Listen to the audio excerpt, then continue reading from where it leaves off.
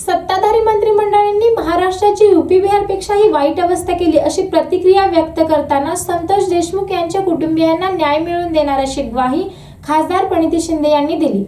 बीड जिल्ह्यातील मसदजोग गावचे सरपंच स्वर्गीय संतोष देशमुख यांची अतिशय निर्घृणपणे हत्या करण्यात आली होती।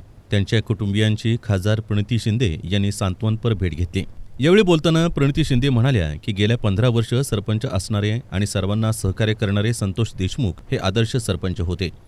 मसाजोगमध्ये जे काही घडलं त्यांच्यात त्यांचा काहीही संबंध नसताना तक्रार आल्यानंतर त्याची चौकशी करण्याची भूमिका घेतली आणि ती चौकशी का करतोय म्हणून कुणीतरी बाहेरून येतं आणि त्यांच्यावर व्यक्तिगत हल्ला करून हत्या केली जाते। हे चित्र अतिशय भयानक आहे। आजपर्यंत आरोपी फरार आहेत। विधानसभेत आवाज उठवल्यानंतर कारवाईचं नाटक केलं जात आहे।